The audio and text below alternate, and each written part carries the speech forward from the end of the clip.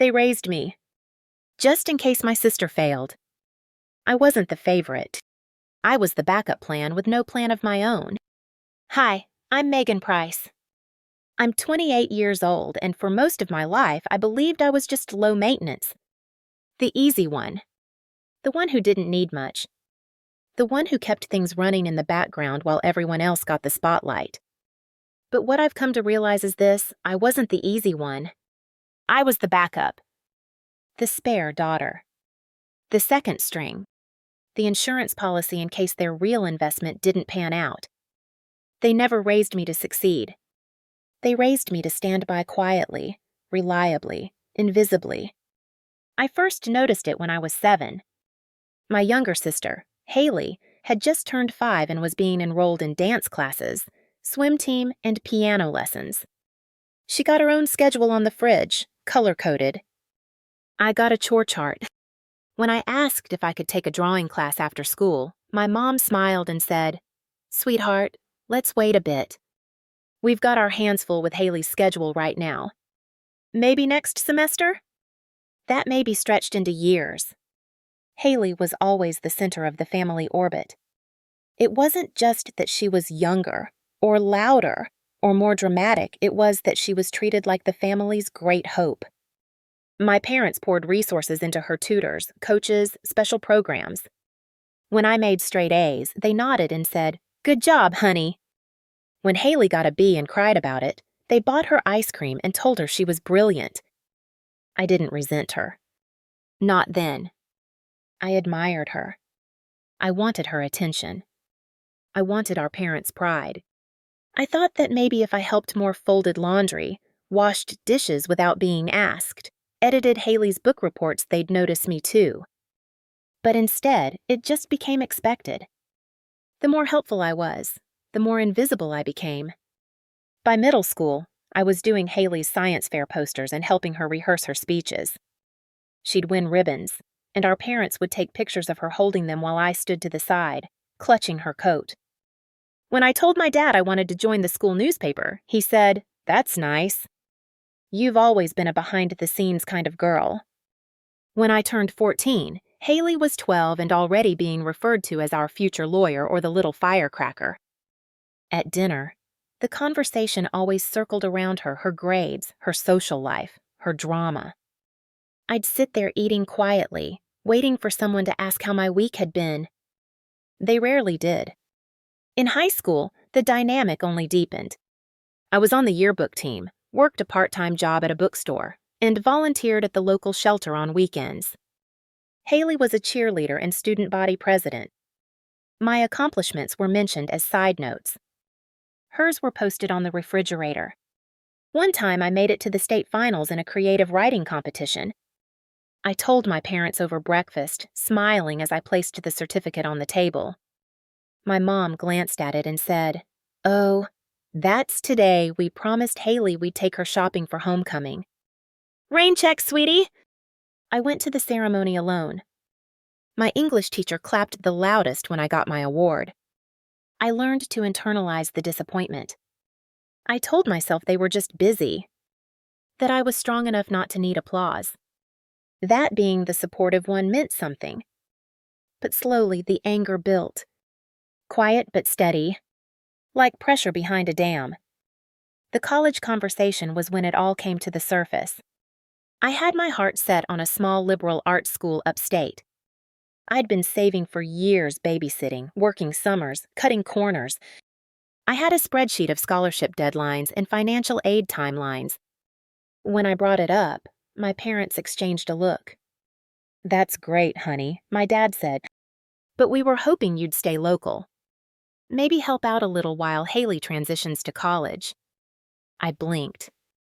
"She's still in 10th grade. "I know," Mom said. "But you know how much structure she needs. You're just so independent. You'll be fine wherever you go." I didn't go. Not to the school I dreamed of. Not out of state. Not even out of the county. Instead, I enrolled in the local community college, worked part-time at a cafe to cover what my financial aid didn't. And every few days, I'd get a text from Haley asking me to read over an essay, fix her resume, or proofread her emails to teachers. I did it all. Because that's what I was trained to do. My 25th birthday was when everything broke. I had finally moved into my own place, an apartment above a used bookstore with creaky floors and sunlight that poured through the kitchen window in the mornings. I loved it. I had saved every penny to get there. I was working full-time in digital marketing, slowly climbing the ladder, proud of what I had built without anyone's help. I planned a small dinner at a local restaurant. Invited my parents, Haley, a few friends. Everyone said they'd be there. I even wore a dress I bought just for the occasion, soft blue with small embroidered stars along the sleeves. I walked into the restaurant and found my friends already there, smiling, waiting. But my parents' seats stayed empty. I checked my phone. No messages. I called. No answer. At 7:12 p.m., my mom finally texted, "Sorry, honey. Haley had a rough day." We stopped by her place to cheer her up. "Hope you understand." "Happy birthday." No apology. No explanation. Just a default to Haley. I sat through the rest of dinner smiling, even as my stomach knotted. My friends noticed. Kara reached over and held my hand under the table. When I got home, I sat on the edge of my bed and didn't even take the dress off. I just stared at the wall, phone still in hand, heart cracked wide open. And I thought, they never raised me to have a future. They raised me to support hers. That night, I wrote the words in my journal that would change everything. I was never Plan A. I was the emergency contact. The next morning, I woke up and opened a new savings account. In my name. No co-signers. No fallback plan. I wasn't going to spend the rest of my life being their contingency. From that day forward, I decided I'd live like I was the main character of my own story.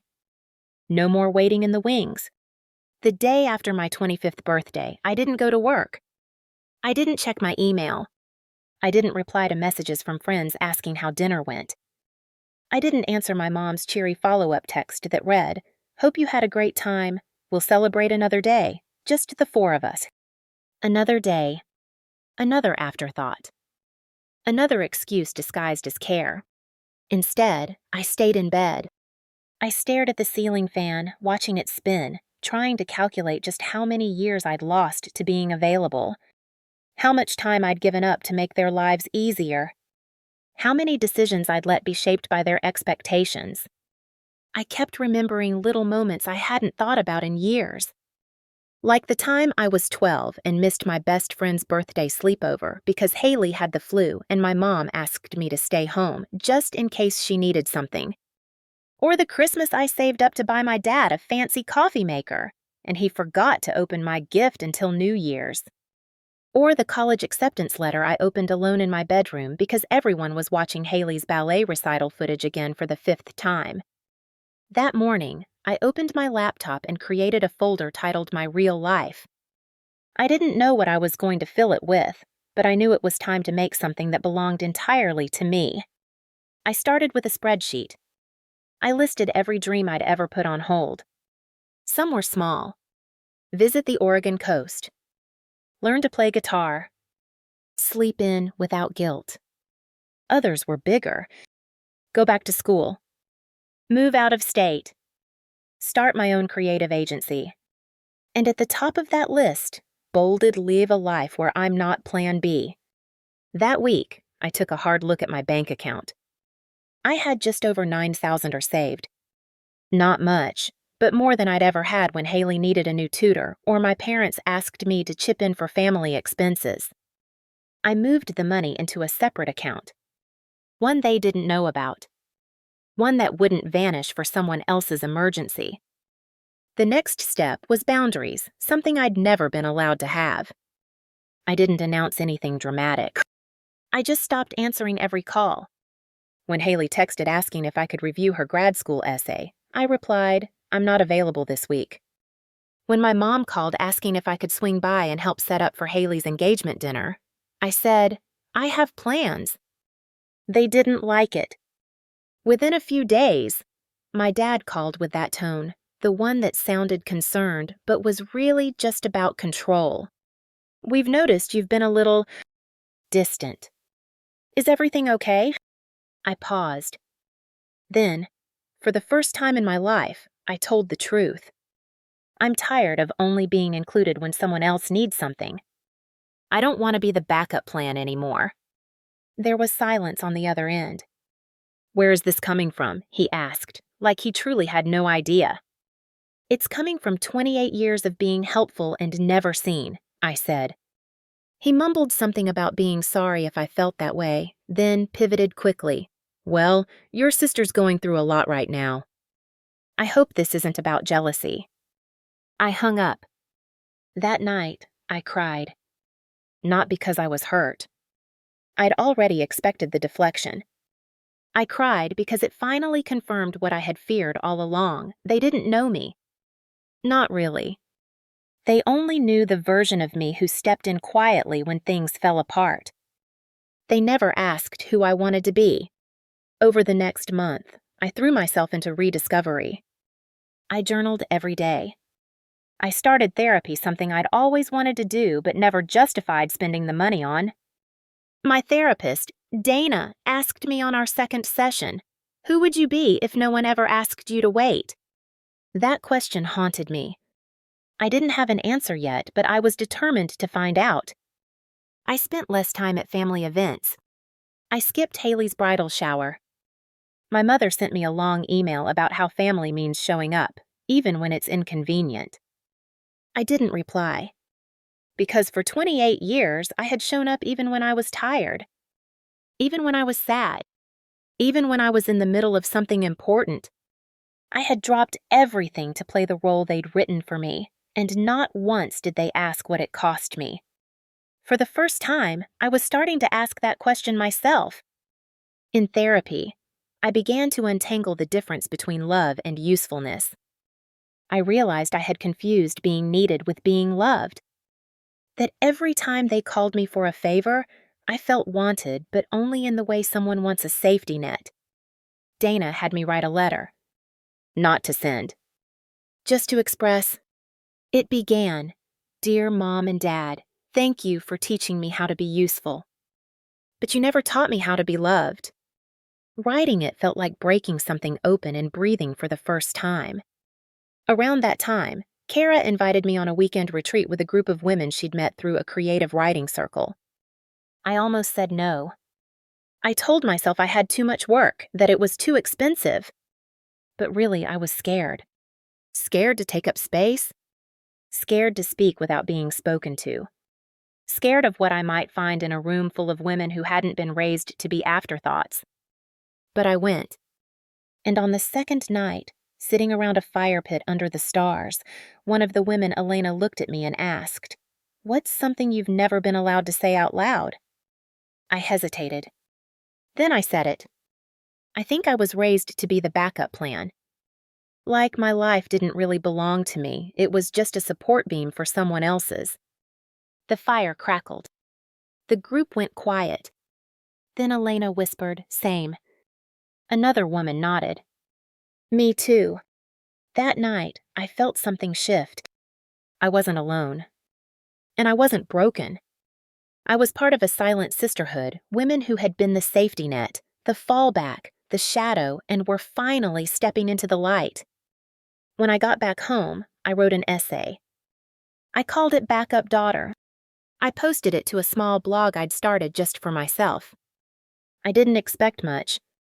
But within a week, it had been shared over 30,000 times. Messages poured in. I've never read something that described my childhood so perfectly. You just put 40 years of silence into words I couldn't find. I thought I was crazy. Thank you for helping me feel sane. One woman wrote, "I was the emergency contact, too." I printed that one and taped it to my wall. I wasn't just processing anymore. I was connecting. I was healing. I was building something real, something that belonged to me, not in case of someone else's failure, but because of my own strength. The blog became a series. the series caught the attention of a women's magazine. They reached out and asked if I wanted to do a feature. I stared at the email for 10 minutes, hands shaking.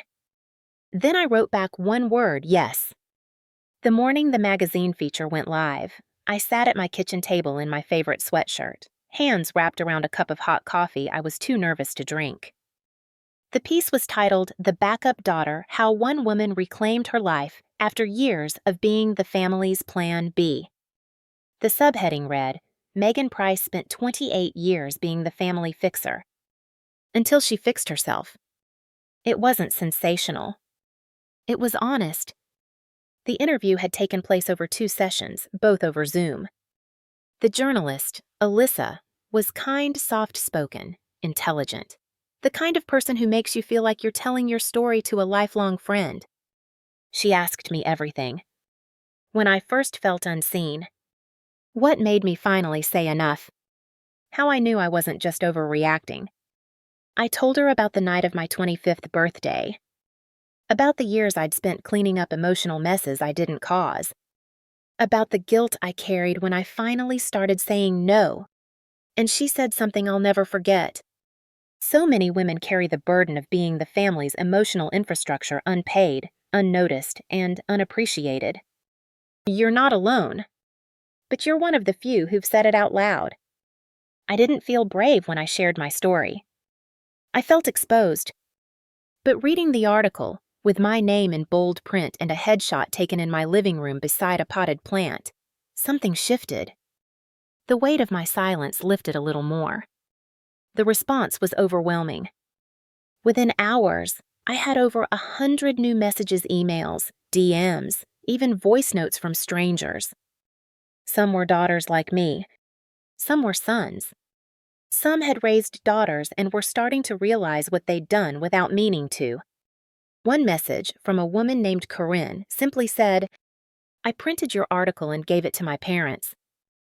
Then I packed a bag and moved into my own apartment at 42. Another read, "Your story made me realize I'm raising one daughter to shine and another to serve." That ends today. Each message was a tiny piece of validation, not just for me, but for the parts of myself that had once whispered, maybe it wasn't that bad. Maybe I imagined it. I hadn't, and neither had they. But with the attention came the fallout. My parents saw the article. I knew they would. I had expected it. I'd even prepared myself for it, rehearsed conversations in the mirror, coached myself through imagined guilt trips. Still, when the phone rang and Mom appeared on the screen, my heart sank. I let it ring. She left a voicemail. Her voice was tight, controlled. "Hi, Megan." We saw the piece. I don't know what to say. "You made us sound like monsters. We were doing our best. I wish you'd talk to us first. I don't even know if we can recover from this." Then came the email. Longer, more polished. My dad had clearly weighed in. It began with, "We're hurt and disappointed," and ended with, "We love you. But this was not fair." I didn't respond. Not because I didn't care, but because I had finally realized their pain wasn't mine to manage. Then came the message from Haley. "Wow. So I was your entire personality this whole time. Good to know." That one stung. Because despite everything, a part of me still wanted her to understand. Still wanted her to say, "I see it now. I'm sorry." Instead, she was defensive. Dismissive. Her default. But this time, I didn't chase her for validation. Instead, I closed my laptop and went for a walk. I passed a bookstore. In the window was a display about women finding their voices. I stared at it for a long time, then walked in and asked the manager if they ever hosted local authors or speakers. She smiled. "All the time. Are you a writer?" I hesitated, then nodded. "Yes, I am." I left my contact info and returned home with a new kind of energy. The kind that didn't depend on anyone else showing up. 2 weeks later, I gave my first talk. It was a small event. 20 people, folding chairs, a mic that squeaked when I adjusted it. I wore black jeans and a soft gray sweater, hair pulled back, hands only slightly shaking. I started with a story about being 13 and overhearing my dad say, "Haley's the star, Megan's the support." The audience didn't laugh. They inhaled. They nodded. And that's when I knew I had touched something true. I told them about the invisible labor daughters perform, about being the family therapist, the extra set of hands, the emotional shock absorber. I spoke about being tired of applauding from the sidelines, about what it meant to finally pick myself. When I finished, the room was quiet. Then came the applause. Slow, strong, sustained. Afterward, people lined up to speak to me. A young woman with curly hair hugged me tight and said, "Thank you for telling the story I didn't know I was allowed to admit." That night, I opened a new document and started outlining a book proposal. Title, Not the Backup, Breaking Free from the Role You Never Chose. I didn't know if it would sell. I didn't care, because it wasn't about the result. It was about reclaiming the narrative. Of course, the more visible I became, the more tension grew with my family. My mom sent a long email detailing everything she'd done for me over the years, from driving me to dance class when I was 8 to baking cupcakes for my 3rd grade party. I read it, then deleted it, because those moments of care, while real, didn't cancel out the decades of being secondary. Haley, for her part, posted a cryptic Instagram story. Some people need to build their brand on someone else's backstory. Pathetic. I rolled my eyes. But I didn't reply. Because I was done fighting to be seen by people who were committed to not seeing me. Instead, I focused on building forward. I hired a designer to brand my website. I booked more speaking events, small nonprofits, women's circles, college panels. I said yes to the podcast interviews, the online essays, the guest articles. And in each space, I told the truth. Not to tear anyone down, but to finally lift myself up. One night, I got a message from someone I hadn't spoken to since college. "I just read your piece in the magazine. You always were the one with something to say. I'm glad you're saying it." That night, I sat down and recorded the introduction to my new podcast. Welcome to Plan A, where we talk about what it means to stop living as someone else's backup and start choosing ourselves. It felt like a declaration, a new chapter. And it was because I wasn't just speaking for myself anymore. I was speaking for everyone who had ever been the second pick, the spare, the support beam. I wasn't waiting for their recognition. I was building something better. For me, and for anyone who had ever whispered, "I want to matter too." By the time my podcast Plan A reached its 10th episode, something profound had changed, not just in my work, but in me. I was no longer just speaking about the past. I was creating space for futures, for new beginnings, for daughters, sisters, and even sons who had once been told, "You'll do fine. You're the strong one. You don't need as much." The community that formed around the podcast was unlike anything I expected. Women wrote to me from all over the country, some even from abroad, sharing how they'd never had the words to describe what they'd endured until they heard mine. One woman, a mother of 3, wrote, "I see now that I was raising one of my daughters to be the capable one, and the other to be the special one. I've stopped. Thank you." Another, a nurse in her 40s, said, "I just moved out of my childhood home after reading your article. My parents still say I'm selfish. I say I'm free." I printed those messages and tacked them to a corkboard over my desk. I called it my wall of voices. Each note was proof that I hadn't just found my voice. I'd helped others find theirs too. Still, there were days when the past came knocking. Like the afternoon I received a wedding invitation in the mail. It was Haley's. A cream envelope with gold trim. Embossed lettering. No personal note, Just the formal card and a "hope to see you there" printed in cursive. I stared at it for a long time. She hadn't called. Hadn't texted. Hadn't said a word to me since her Instagram dig weeks ago. This wasn't a gesture of reconciliation. It was a PR move one meant to preserve the image of a close-knit family before the ceremony photos hit social media. Still, part of me wavered. Wasn't this what I always wanted, a seat at the table? Then I remembered I didn't want a seat anymore. I wanted to say, I didn't RSVP. Instead, I booked a flight. Not to her wedding, but to a writer's retreat in Santa Fe, hosted by an author I'd admired for years. A place to be surrounded by other women crafting truth from memory, pain, and healing. I went, and I wrote. I wrote a chapter titled "Not Showing Up," about the power of declining invitations that come without respect. About choosing solitude over superficiality. About how healing sometimes means disappointing the people who only valued your presence when it served their story. At the end of the retreat, I read that chapter aloud. People cried. So did I. When I got back, my voicemail was full. 3 messages from my mom. 1 from my dad. 2 from Haley. They'd noticed I didn't attend the wedding. My mom's voice was sharp. Cold. You made your point. I hope you're happy. My dad sounded tired. You could have said no directly. You didn't have to embarrass us. Haley's messages were different. The first was sarcastic. Thanks for the support. Classic. The second was quieter. You really hurt me. But maybe I deserved that. I didn't respond to any of them. I opened my journal instead. I wrote, they wanted my silence in a seat. I chose my voice in the sky. In the months that followed, I continued to build Plan A.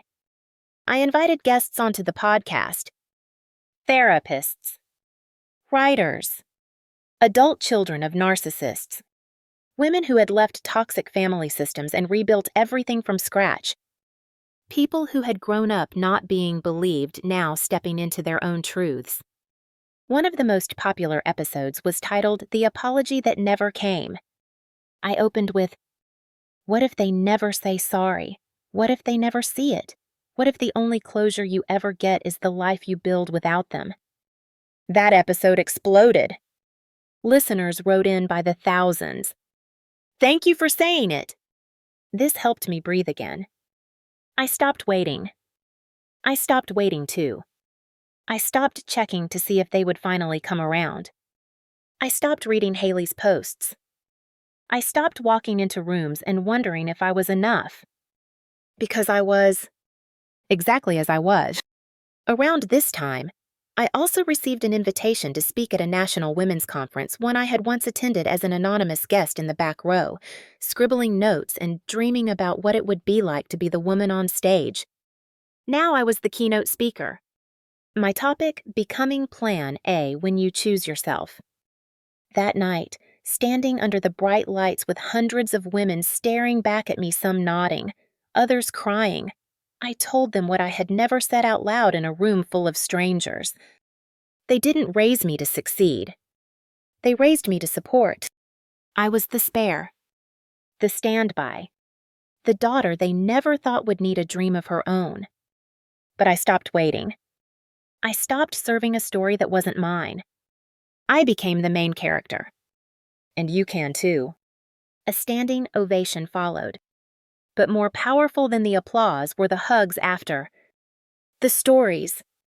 The whispered thank yous from women who had waited decades to feel what I now carried in my chest every single day, a life authored by me. A few weeks later, I received another letter. This one handwritten. From Haley. Megan, I've been listening to your podcast. Not all of it, but enough. I don't know how to say this perfectly, so I'll just say it. I'm sorry. I think I always knew, deep down, that you were carrying more than anyone realized. I don't know how to undo the past, but I'd like to try on your terms, not mine. Love. Haley. I didn't reply immediately. I needed time. But I didn't throw the letter away either. Because people can change. And so can I. One evening, I shared the story on my podcast. I read the letter aloud with Haley's permission. Then I said, "Sometimes, the people who made you feel small start to grow, too. And if you're open, and ready, and safe, you can meet them in the middle. But even if you don't, you're still allowed to rise." That episode was called The Bridge, If You Want It. And that's where I left it. A bridge. Not a demand. Not an obligation. Just a maybe. And in that maybe, I felt peace. Because for the first time in my life, I wasn't waiting to be someone's backup. I was already where I needed to be. It's strange, isn't it? How life starts to feel like your own the moment you stop asking for permission to live it. That thought came to me on a quiet Sunday morning, nearly a year after I wrote the words, "I am not the backup plan," in my journal. I was sitting in a cafe 2 blocks from my apartment, the same cafe I used to pass by on my way to work back when I didn't believe I deserved slow mornings. I was sipping coffee, reading emails from podcast listeners, and outlining ideas for my second keynote when I realized something. I had stopped explaining myself. I no longer justified why I didn't go home for the holidays. I no longer apologized for missed family group chats. I no longer forced myself into spaces that only made room for me if someone else had failed first. I had outgrown the role they wrote for me, and I had rewritten the script. My podcast, Plan A, had surpassed 1 million downloads. I was receiving invitations to speak internationally. A publishing house offered me a book deal based on my essays, and I had said yes this time with no hesitation, no shrinking. The manuscript was already halfway finished, titled Daughters Who Waited Too Long. Every chapter was its own small fire. At my next live event in Austin, a woman approached me after I spoke. She must have been in her 60s.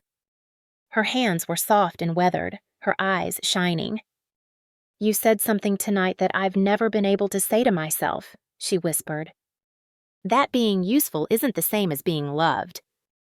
I held her hand and said, "It's not, and you don't need to earn what you already deserve." She cried. So did I. The more I stood in my truth, the more I attracted others doing the same. Women who had stayed too long, who had folded themselves to fit into someone else's dream, who had been told they were strong only so they would carry more. One day, I got an email from Haley. Not dramatic.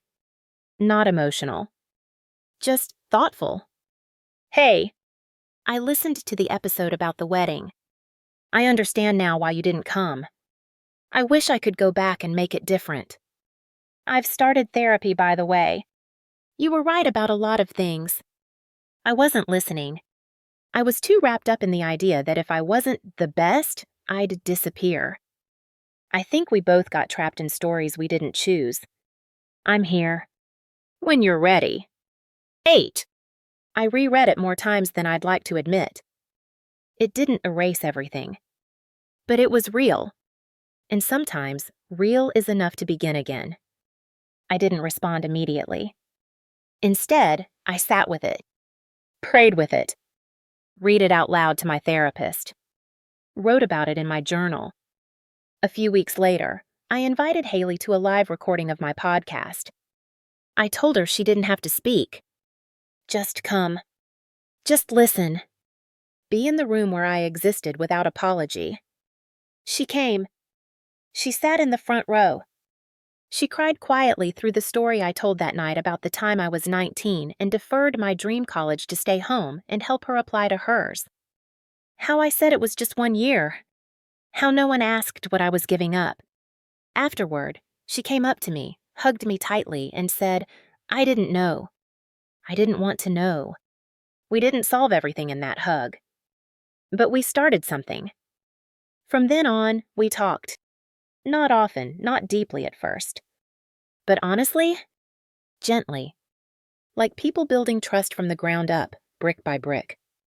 My parents remained distant. They never responded to the podcast. They sent a Christmas card. Nothing more. And for the first time, that didn't shatter me. Because I had a new kind of family now. There was Jess, who had been with me through every draft, every crying session, every breakthrough.